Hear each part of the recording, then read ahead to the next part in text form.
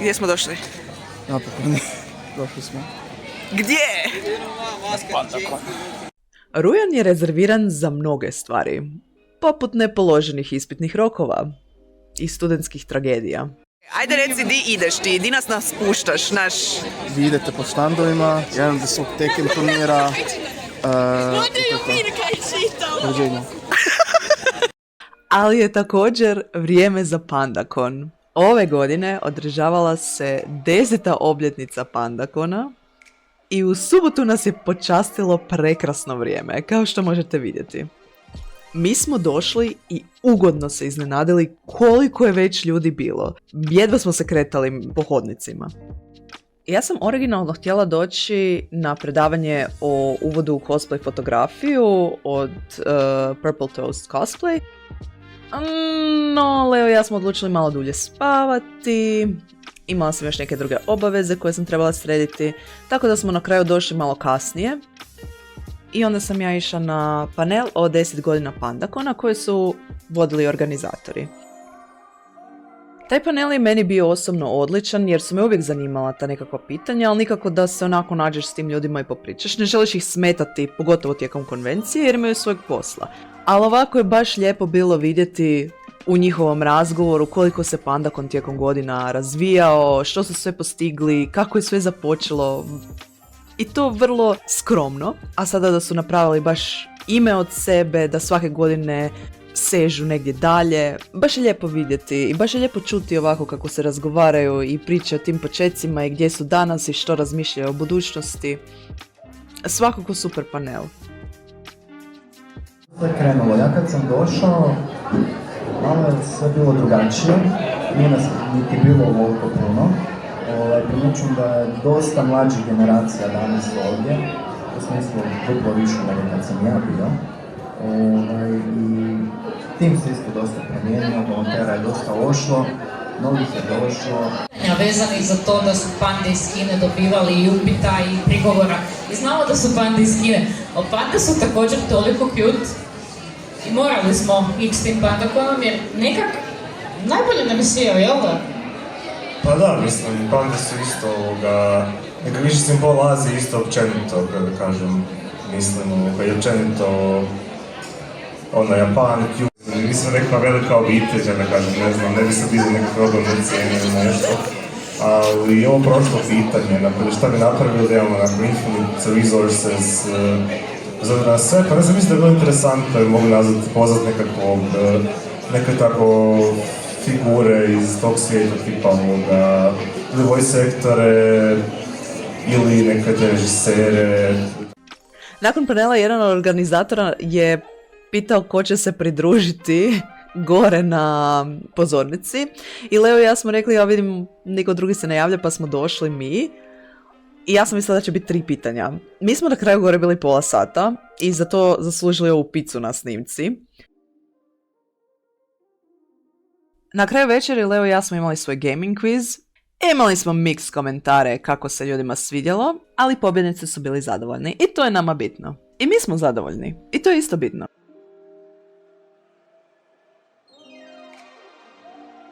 Idući dan je bio nešto opušteniji, došli smo malo kasnije isto, smjestili se, pronašli si neku zanimaciju. A prva zanimacija nam je bio anime quiz, koji smo ušli vrlo nadobudno. Većina pitanja je bila stvarno ok, ili znaš ili ne znaš, ali neka pitanja su baš bila, glava boli od njih. Ipak na kraju krajeva smo se dobro proveli, a to je najbitnije, onak i ovak. Zbog ovoga. Znači, doktor Berserka je došao na svoje. Čitanje mange usprkos koliko koštaju, malo se ne vidi, ukoliko košta.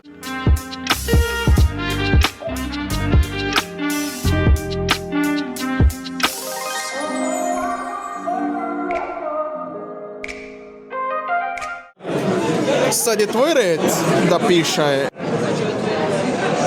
novi brod. Da, novi brod. Ne znam. O, ne. Napiši glupost.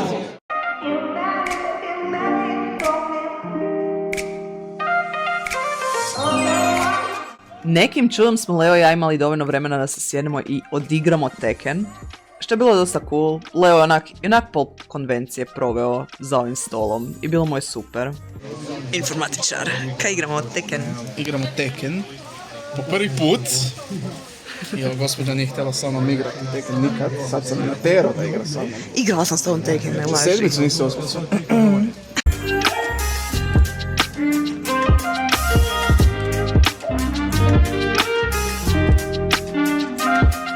I da, nedjelja je stvarno bila prekrasna. Prekrasno vrijeme, taman ni prevruće, ni prehladno, svježe, čisti zrak, puno ljudi, baš jako dobra atmosfera.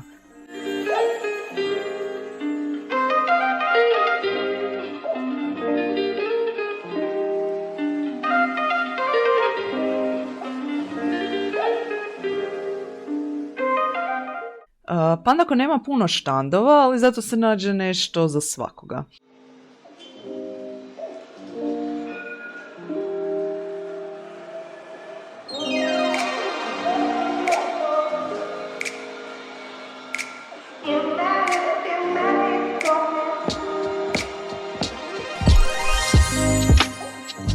To kupio. Nemaš nice. A ne, dobro su, fakat su onak. Imam osjećaj da će postaviti. Nije, čvrste su, ja ih nosim već dublje vremena. Ne znam. Ja svoje nosim već par sati i na mjestu su još, nisu se uopće krenule otpadati, tako da su stvarno čvrste. Tako. Pošto smo Leo i ja odlučili ostati cijeli dan na Pandakonu i dočekati cosplay show, usput smo se priključili predavanju azijske urbane legende koje je vodila Ileana, odnosno naša draga Fugumi. I zašto je to?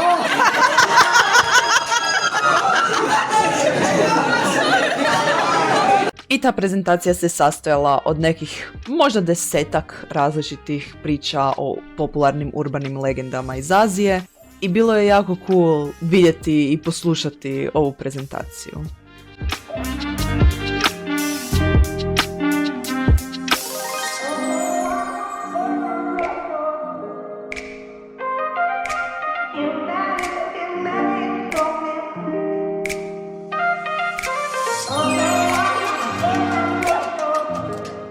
I šećer na kraju, cosplay show.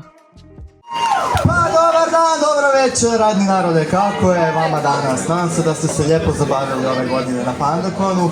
Ovo je bio moj prvi cosplay show, ako se dobro sjećam, jer svaki put kada sam na konvenciji održava se užasno kasno i toliko je ljudi da nema zraka unutra. I onda rađe otiđem doma i pojedem nešto nego da ostanem i umirem preko sat vremena u dvorani. Ali močvara je super napravljena da uvijek ima protoka zraka i mi smo mogli u miru i relativno udobno pogledati taj cosplay show.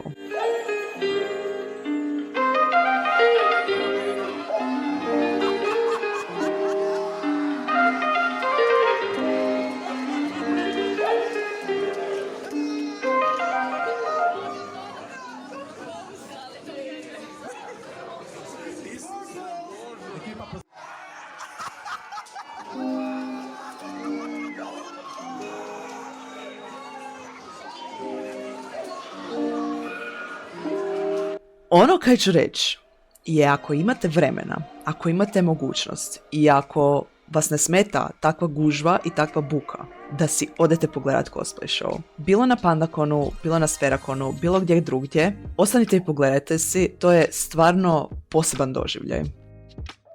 By the way, većina videa ovdje je stišana zato što je toliko glasno jer se svi deru oko mene, i ja isto, da se razumijemo.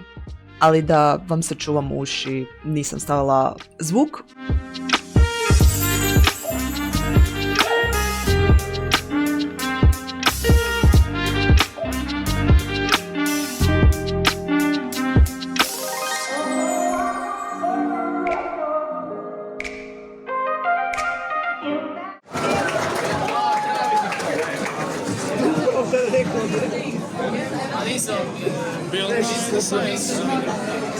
Svaki cosplay ima nešto posebno. I super su mi bila pitanja od sudaca gdje su oni posebno gledali nekakve detaljčiće, pitali ih kako su napravili cosplay, s čime su se najviše mučili, zašto baš taj lik i slično. Evo jedno pitanje Žilija. Jesi sama napravila kostim? Znači,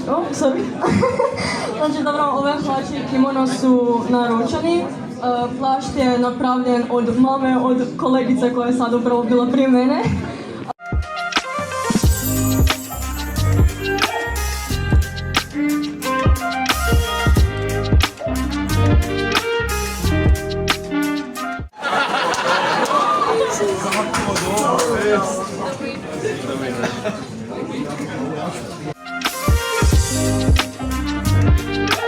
Želim djecu prestrašiti. Jer je tako mene prestrašilo kad sam ja imala 5 godina. Mene prije mjesec prestrašio.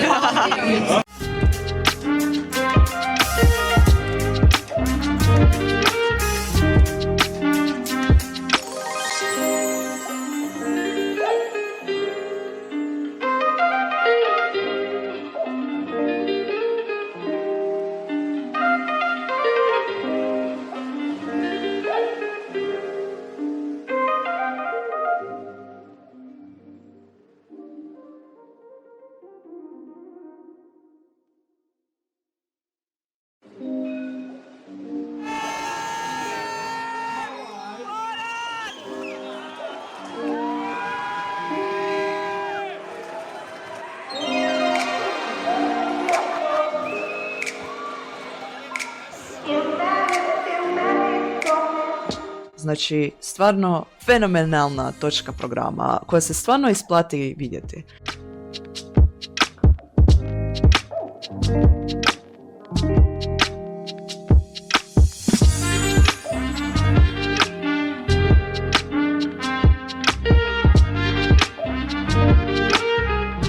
Ono što me full iznenadilo je da je nakon cosplay showa prije finalnih rezultata bile su 3 plesne točke.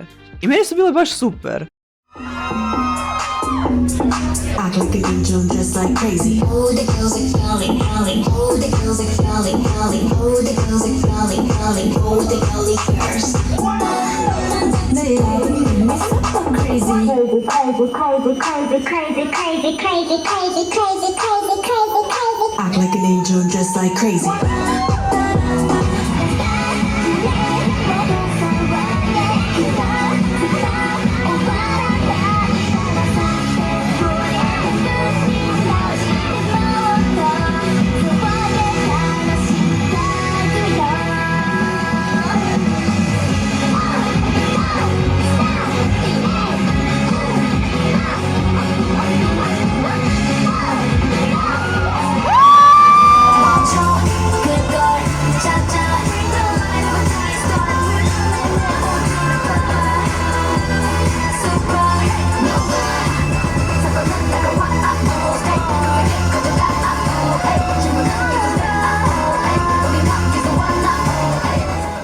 I onda na kraju rezultati.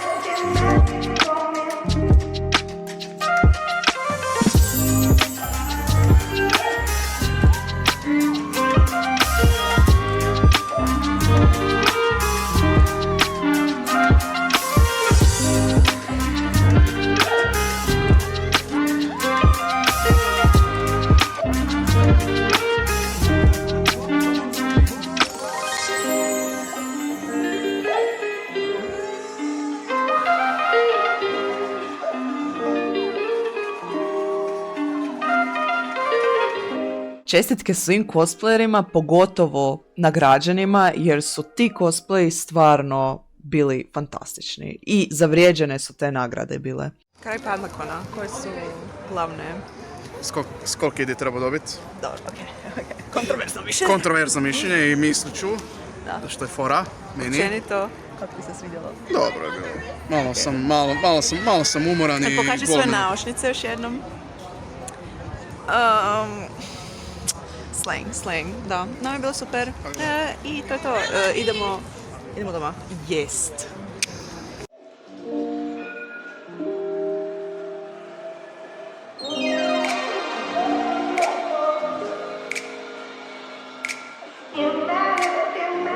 Samo...